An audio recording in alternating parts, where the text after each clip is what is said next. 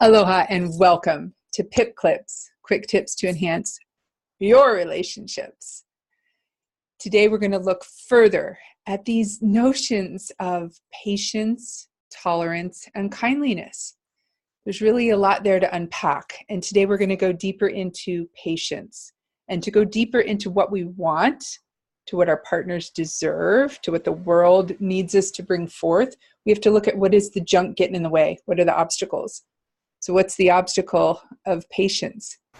Impatience, right? What causes you to feel impatient? If you're anything like me, it's when somebody doesn't do something you want them to do.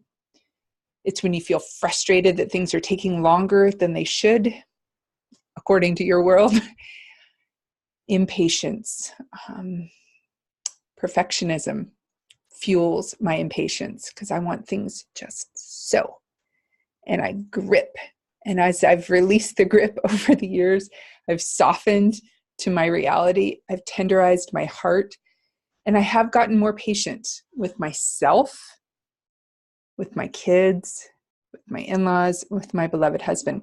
That said, 2 days ago, 6 a.m., husband's got a new work schedule, trying to get out the door. And I start processing. And where I was coming from, and I never even got a chance to say this, was, oh, honey, it's the new year. I thought we were going to do our yoga practice together before you left. And I expected him to read my mind, and he didn't. We don't have the same spiritual trajectory in terms of feeling the importance of a daily yoga practice. I do. He does not. He enjoys doing yoga with me. So it's a bit of a mixed message, and I can spin that out into a conflict if I want to. The other day I did, but I didn't even name that I wanted him to do yoga with me. Instead, I muttered about what time we were getting up and started going at what I really wanted him to do in terms of making food to feed our family. And I don't know, whatever I did, it went sideways and it didn't get me where I wanted to go. I'm not perfect, believe me, but I'm willing to look at myself. I'm willing to grow conscious connection to my behaviors, to my attitudes, to my heart's true longing, which is I want to be fed and nourished and enjoy that sustenance that my beloved provides. And when I'm feeling the grip, like right now, I'm getting ready to travel soon. I've got a big online show coming up. There's a lot going on. Publishing my book. I mean, life is good. And I'm like, oh, I need somebody to support me. And I don't outright ask, honey, can we get up 20 minutes early and do yoga together? Instead, it comes out sideways, and I say, I thought we were starting a new schedule, da-da-da. And my husband looks at me and he says, try wait. Those of you who aren't familiar with Hawaii Lifeways don't know the reference to that, but there's a big movement here. The fishing on the south side near Kona, where people have overfished and the fish populations need to come back. There's a whole movement. There's bumper stickers out there called try wait. Like, just let things settle. Don't overfish. Don't even fish in this area for, I forget how many years. Funny story. I was rushing to yoga, tripped on lava, cut up my foot. It was right after we moved here. That was when Tutu Pele was saying, slow down, darling. Gain some patience, right? Don't rush in order to feel relaxed. So with that, I was able to come back and walk my kids to school on crutches. We're walking around the corner and I almost hustled right into a car. And on that car was a bumper sticker that said, try wait. It's like, okay, universe, you get the message. Amy, slow down.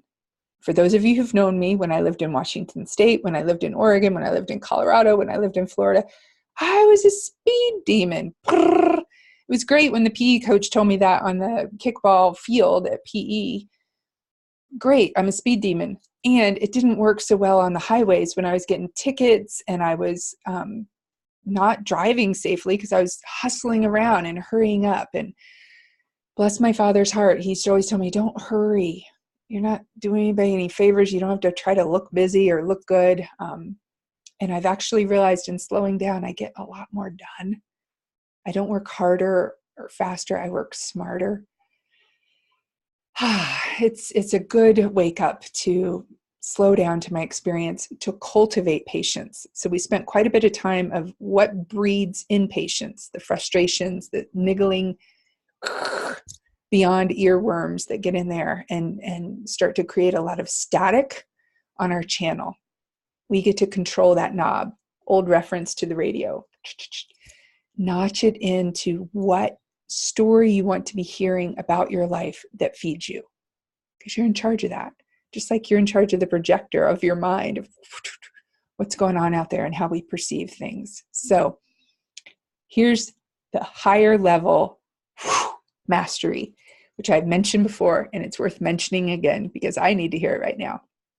If you truly want to develop more patience with your beloved, I invite you to turn every frustration into an appreciation. The classic dishes in the sink, love notes. I'm trying to come up with one for all the shoes by the door, because here we have the tradition of taking shoes off by the door. But the shoes just end up all over the carpet, and there's a 3-tiered shoe rack there. It's like, hello, shoes, come on up. So I try to like make a joke out of it, like, oh, the shoe rack's calling to the shoes, when I've spent all this time muttering and like, can't you put the shoes up? Da, da, da. It's like, what are pet peeves? They're like minor frustrations that breed utter discontentment. When we feed our pet peeves, we create a life of pissed offness. You can hear it in my voice when I say it. It's like, I am letting go of that. It does not get me where I want to go. It does not help me be of service to others. And it does not generate the quality of life that I hunger for. So I leave you with that. Turn every frustration into an appreciation. Please, your call to action is to tell me about it. Which one did you do this week? Which frustration did you turn around? Love to hear from you. I welcome your engagement. You matter. Your relationships matter. Thank you for investing in conscious partnership. Aloha and be well.